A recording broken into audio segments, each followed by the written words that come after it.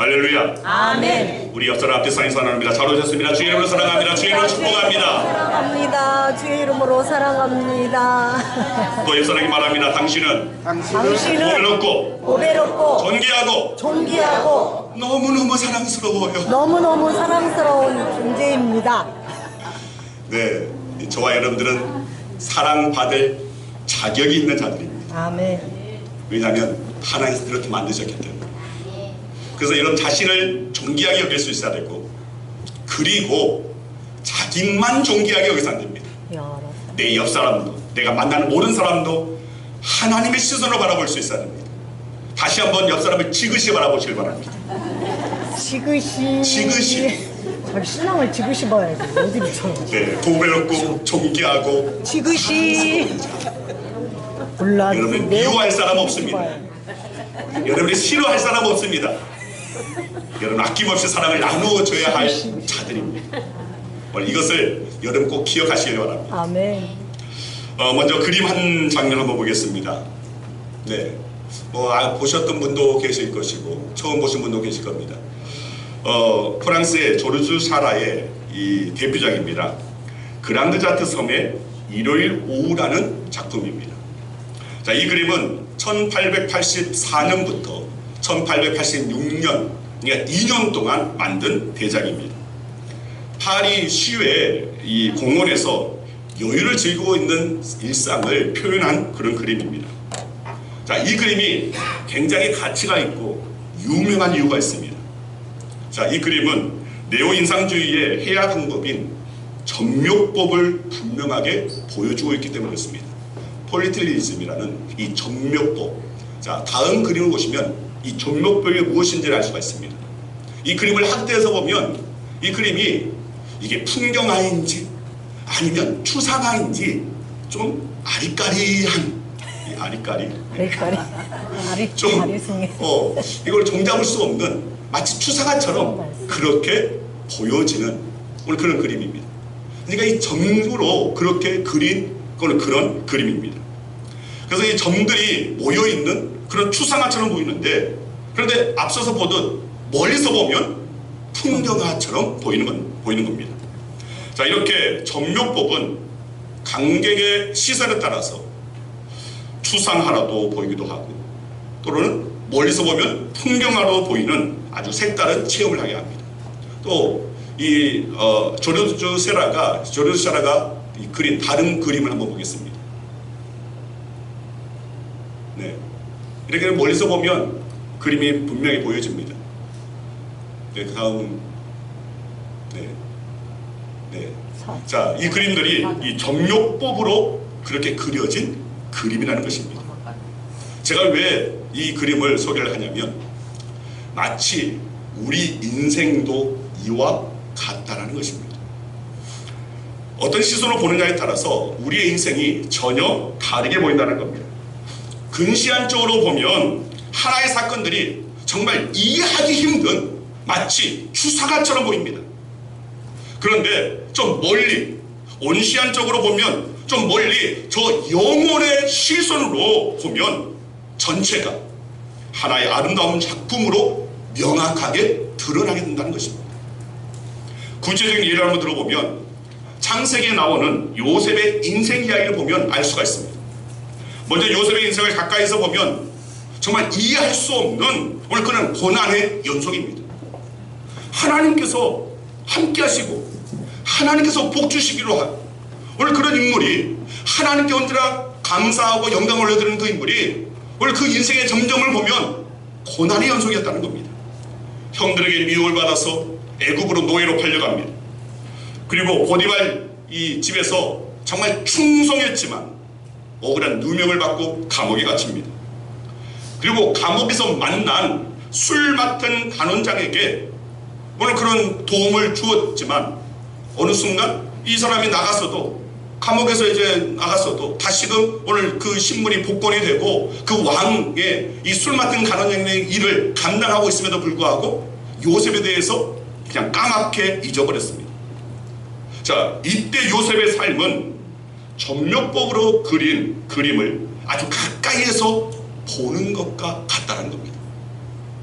점점이 흩어진 사건들이 왜 일어나는지, 그리고 일어난 이 사건의 의미가 무엇인지 알 수 없는 마치 추상화 같이 혼란스럽다는 겁니다. 그러나 시간이 흘러서 요셉의 삶을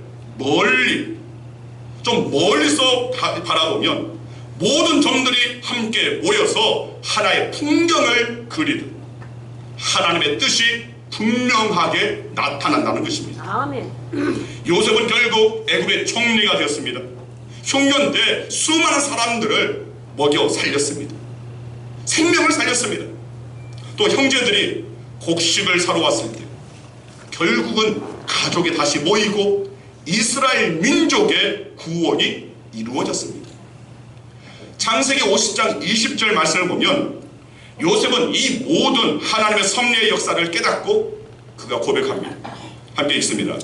당신들은 나를 헤아려 하였으나 하나님은 그것을 선으로 바꾸사 오늘과 같이 많은 백성의 생명을 구원하게 하시려 하셨나니. 아멘. 즉 요셉의 인생에서 점 하나하나는 고통이었지만, 정말 감내하기 힘든 아픔이었지만, 그러나 결국 그 점들이 모여서 하나님의 구원의 역사라는 풍경화를 완성시켰다는 것입니다. 아멘. 우리 인생이 그렇습니다. 지금 눈앞의 사건만 보면 왜 하나님께서 내게 이런 일을, 내가 주님을 섬기고 주님께 열심을 다하고 봉사하고 충성하고 애썼는데 하나님 살아계시다면 이런 나에게 복 주셔야 하지 않습니까? 이런 나의 삶에 형통케 하시지 않습니까? 그렇게 의문이 될 때가 여러분 삶 가운데 때로는 자주 찾아온다는 겁니다. 그러나 믿음의 눈으로 멀리서 영혼의 시선으로 바라보면 하나님의 놀라운 작품이 그려지고 있다는 사실을 깨닫게 된다는 것입니다. 아멘. 오늘 본문에서 전도자는 이런 사실을 깨닫고 우리에게 소중한 교훈을 주고 있습니다. 오늘 본문 11절 말씀 같이 함께 읽겠습니다. 하나님이 모든 것을 지으시되 때를 따라 아름답게 하셨고 또 사람에게 영혼을 사모하는 마음을 주셨느니라. 그러나 하나님이 하시는 일이 시종을 사람으로 측량할 수 없게 하셨도다. 자, 여기 말씀 보면 하나님께서 모든 것을 아름답게 지으셨는데 그것이 때를 따라 아름답게 드러나게 하셨다라는 말씀입니다. 자, 다시 말하면 하나님께서 정하신 때가 되기 전에는 이것이 아름다워 하고 느끼기가 어렵다는 말입니다. 즉 오늘 우리의 삶 가운데서 찾아오는 그 모든 일들이 이것이 나에게 복된 일이구나 라는 것을 깨닫기가 어렵다는 말입니다. 그런데 멀리서 바라보면 그것조차도 하나님의 주신 은혜였구나, 복이었구나, 사랑이었구나 라는 것을 깨닫게 된다는 그런 말씀입니다. 아멘. 자, 여러분 혹시 음악의 아버지라 불리우는 이가 누구고 또 음악의 어머니라고 불리우는 이가 누군지 여러분 아십니까? 저도 제 아버지 어머니가 아니라서 자주 헷갈리기도 합니다. 자, 그림을 보시면 음악의 아버지라고 불리우는 이가 여러분께서 봤을 때 왼편에 바흐입니다. 그리고 오른편이 핸델입니다. 음악에 대해서 잘 모르시는 분들은 음악의 아버지와 어머니라고 하니까 핸델을 여자아이겠구나 라고 생각하는데 아닙니다. 가발을 쓰고 있지만 핸델은 머리카락이 없습니다. 머리카락이 없고 대머리라고 합니다. 그런데 여러분 이 핸델에 아주 중요한 작품이 있습니다.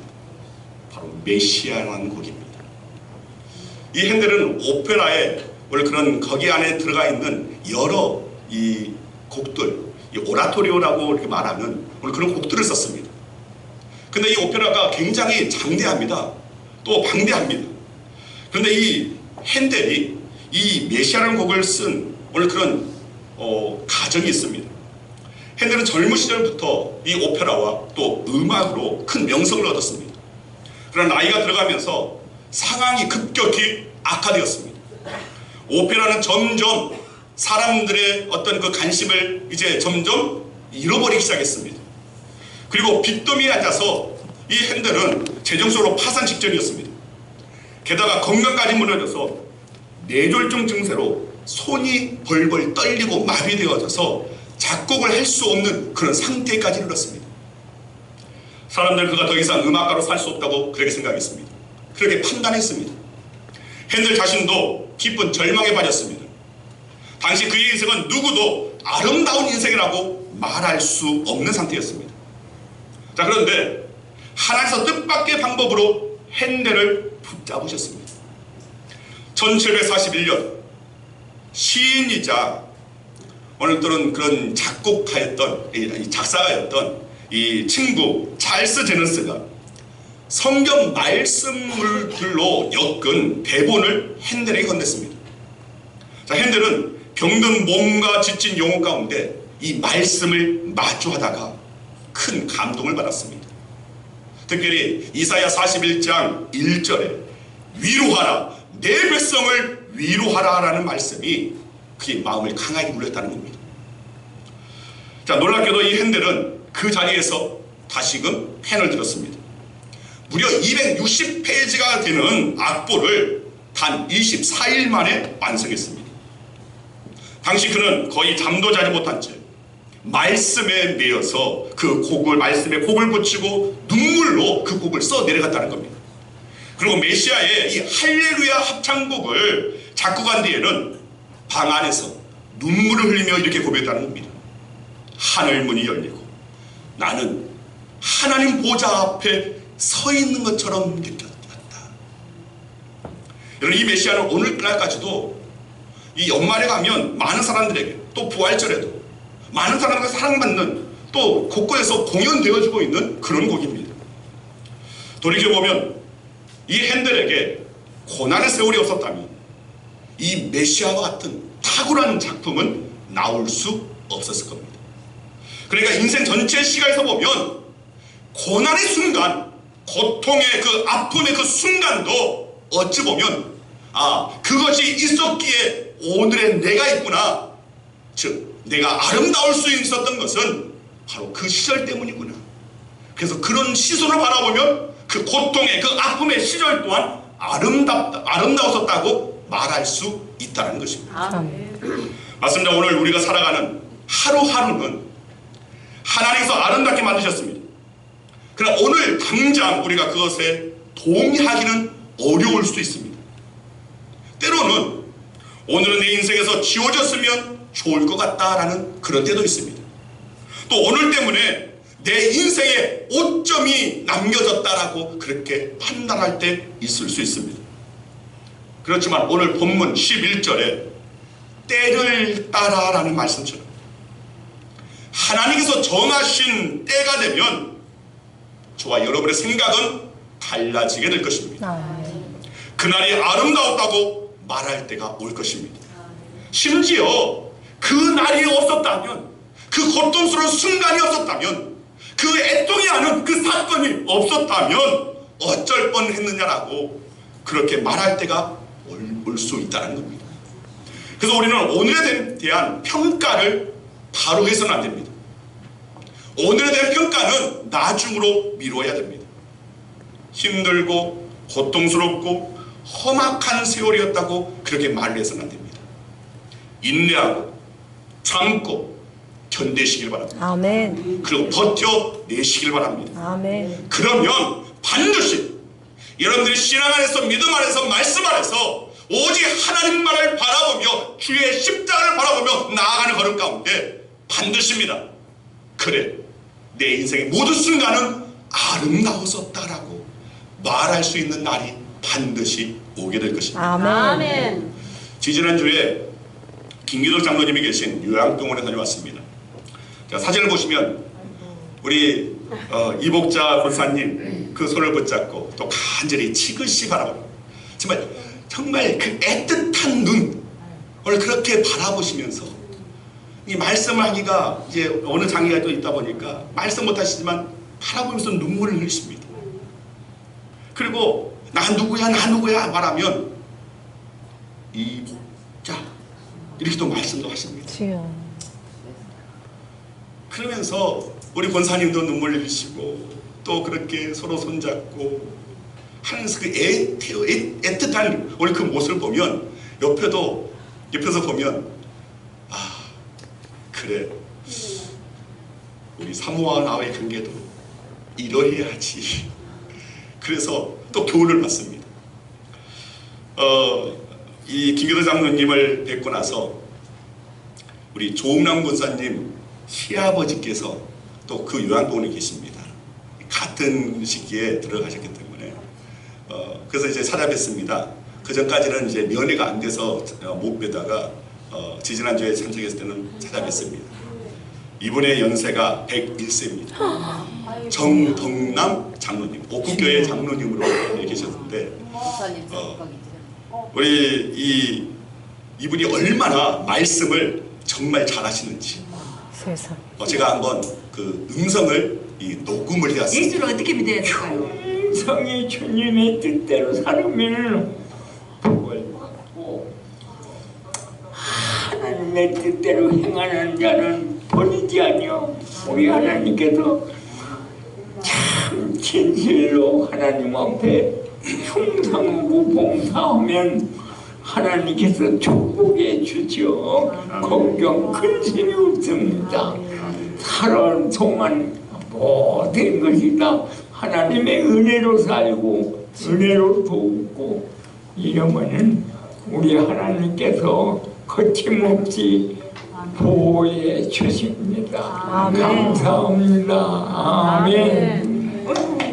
너무 말씀을 잘하셔가지고 장로님 저 우리 양원교 성도님들 한 말씀 해주세요라고 이렇게 하니까 그냥 말씀이 술술 나오십니다.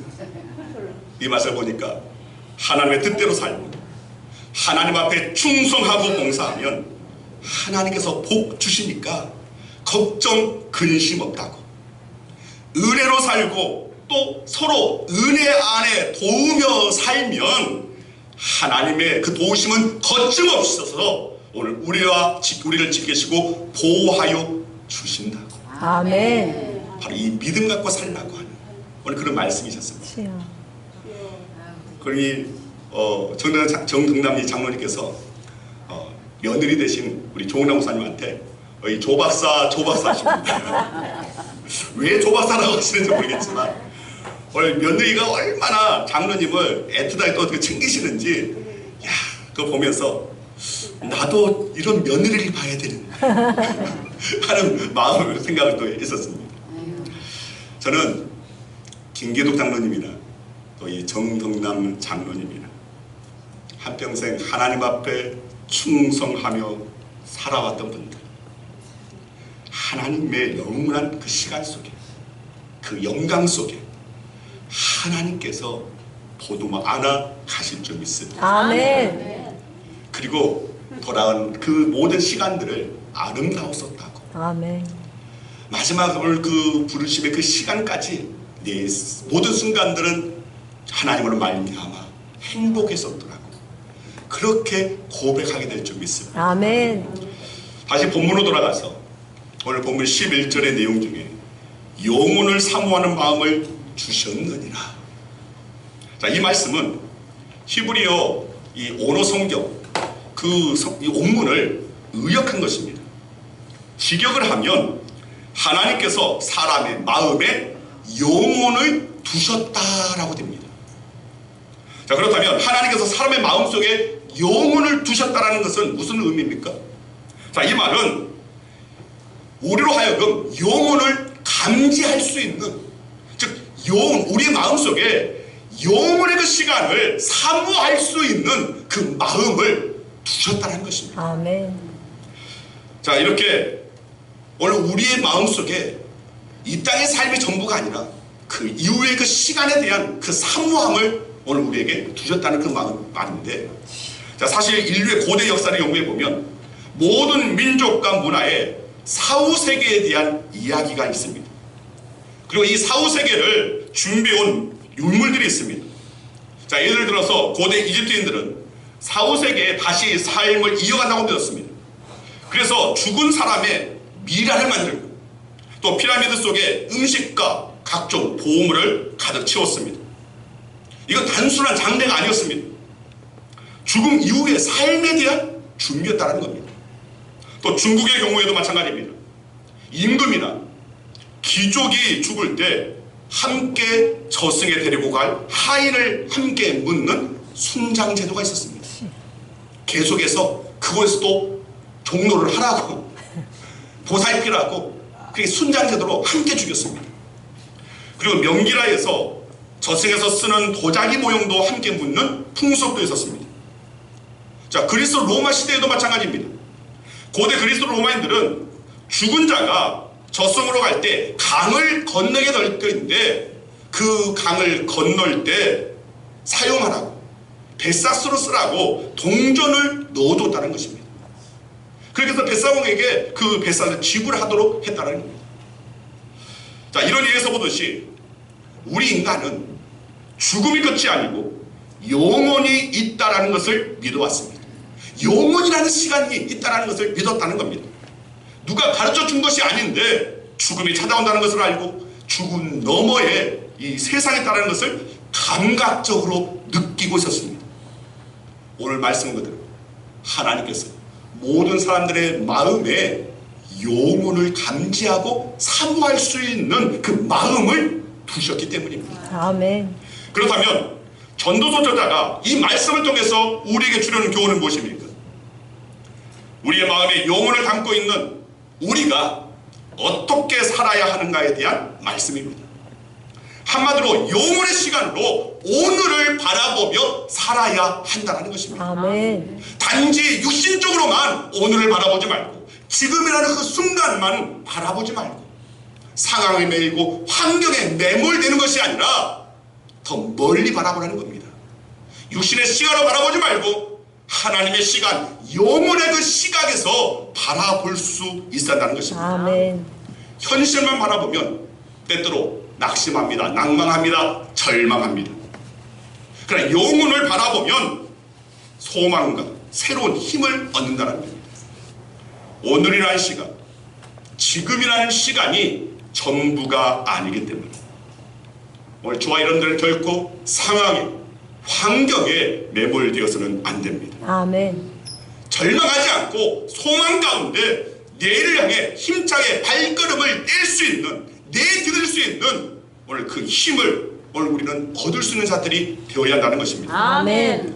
누가복음 24장을 보면 엠마오로 가는 두 제자 이야기가 나옵니다. 부활하신 예수님을 만나서 그들의 시선이 바뀌었습니다. 십자가에서 죽으신 예수님을 바라보던 그들이 부활하신 예수님을 바라보면서 그들의 시선이 완전히 바뀌었다는 겁니다. 현실을 바라보던 시선이 이제는 영혼을 바라보는 시선으로 바뀐 겁니다.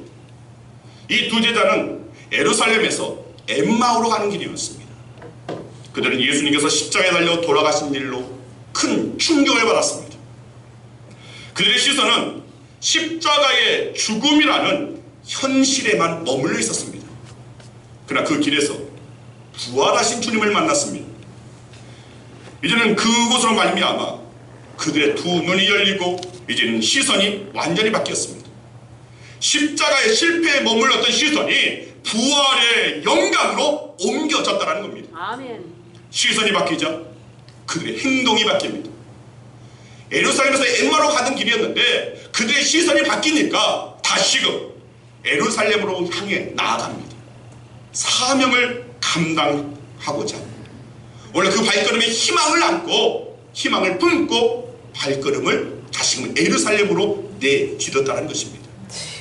맞습니다. 우리가 예수님을 만나면 예수님을 내 안에 모시면 내 삶의 모든 순간순간에 오늘 주님과 함께 한다면 우리의 시선은 달라지게 되어 있습니다. 아멘. 땅을 바라보던 시선이 하늘을 바라보는 시선으로 바뀝니다. 어두운 현실을 바라보던 시선이 이제는 희망 가득한 영원이라는 시간을 바라보는 시선으로 바뀌게 됩니다. 아멘. 그리고 그 바뀐 시선으로 우리의 행동이 달라지게 됩니다. 영혼을 바라보는 시선으로 오늘을 보게 된다는 것입니다. 영혼을 바라보는 시선으로 오늘을 살게 된다는 것입니다. 아멘. 그리고 용기 있게 일어섭니다. 힘차게 앞을 향해 나아갑니다.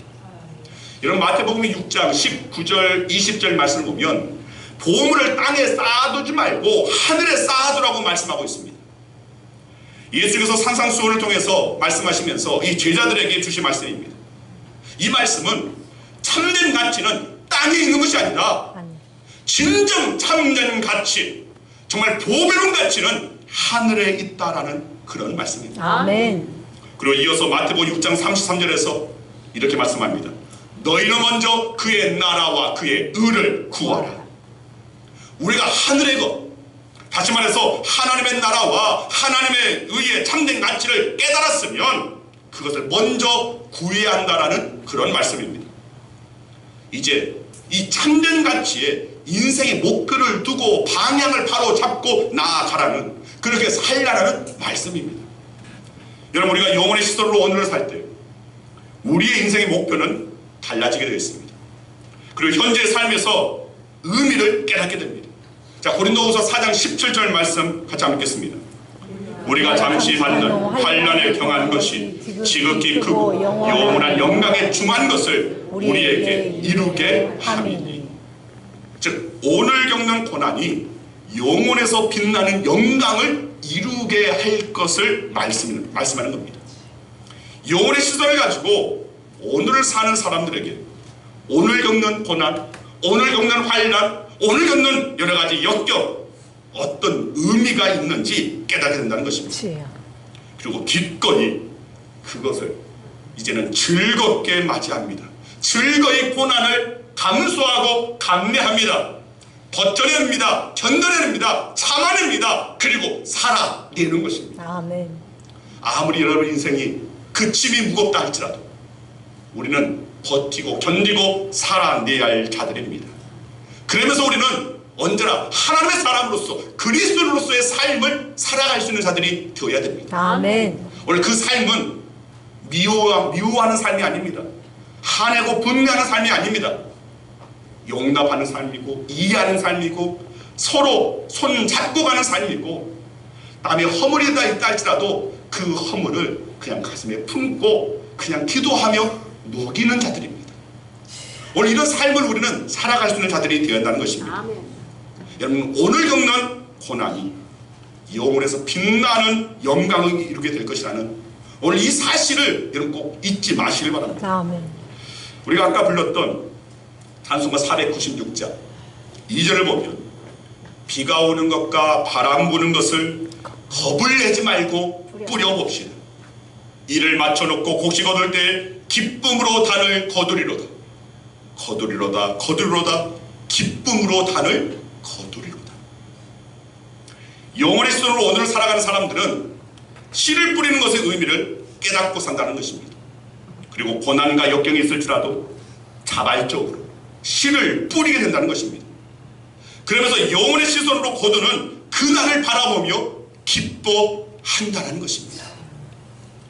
저와 여러분의 영혼의 시선이 열리기를 소망합니다. 아멘. 그 영혼의 시선으로 오늘을 볼 수 있기를 축복합니다. 아멘. 그리고 그 영혼의 시선으로 오늘을 의미 있게 기뻐하며 살 수 있기를 축원합니다. 아멘. 그리고 하나 더, 지금 우리는 10년의 축복, 10년의 부흥을 앞당기는 100일간의 그 기도를 이제 같이 시작하고 나아가고 있습니다. 그런데 저와 여러분의 기도가 영혼의 시선으로 작동되는 기도가 되었으면 합니다. 우리가 단순히 육신의 복을 받고 또 수적인 부흥만을 이루는 목적이 아닌 하나님의 나라를 위해서 그리고 하나님의 뜻이 이루어지기를 기도해야 한다는 것입니다. 아멘. 왜 우리 가정에 10년의 축복이 앞당겨져야 하는지, 그 이유는 육신의 시선으로 바라보는 것이 아니라 하나님의 시선으로 바라볼 수 있어야 한다는 것입니다. 왜 우리 교회에 10년의 부흥이 앞당겨져야 하는지 하나님의 뜻 안에서 분별할 수 있어야 한다는 것입니다. 아멘. 여러분, 우리로 하여금 이 100일간의 그 기도를 하라 하신 것은 하나님의 뜻이라는 사실을 저와 여러분들은 확신하고 기도할 수 있어야 됩니다. 빌립보서 2장 13절 말씀입니다. 같이 읽습니다. 너희 안에서 행하시는 일은 하나님이시니 자기의 기쁘신 뜻을 위하여 너희에게 소원을 두고 행하게 하시나니. 하나님의 뜻을, 하나님의 기뻐하시는 뜻을 이루기 위해서 우리 안에 소원을 두고 행하신다는 것입니다. 즉 이제 우리 양원교회가 하나님이 더 크게 쓰시는 교회가 되고, 이를 위해서 먼저 우리 성도들이 하나님의 복을 받아야 하는 것, 이것이 우리에게 10년의 축복, 10년의 복을 앞당기는 소원을 주신 하나님의 뜻임을 알고 기도하는 저와 여러분에게 소망합니다. 아멘. 단순히 육신적인 시선으로만 바라볼 것이 아니라 영혼의 시선, 하나님의 시선으로서 오늘 우리의 기도는 다듬어져야 되고, 우리의 그 기도에 오늘 그 선명하게 명확하게 하나님 앞에 올려드릴 수 있어야 한다는 것입니다. 어떤 마음으로 내가 구하고 있는지, 어떤 자세로 구하고 있는지, 내 뜻인지 하나님의 뜻인지, 여러분 우리의 시선은 이제는 바뀌어져야 됩니다. 나의 시선에서, 순간의 시선에서 영혼의 시선으로, 하나님의 시선으로 바뀌어져서 온전히 하나님의 시선으로 바라볼 때에 비로소 우리의 기도는 응답되어질 것이고, 우리의 삶에 하나님의 역사하시는, 하나님의 그 섭리하시는 오늘 그 흔적이 저와 여러분의 인생의 곳곳에 각인되어지고 기록되어지고 남겨지는 오늘 그 은혜가 임하기를 주의 이름으로 간절히 축원드립니다. 아멘.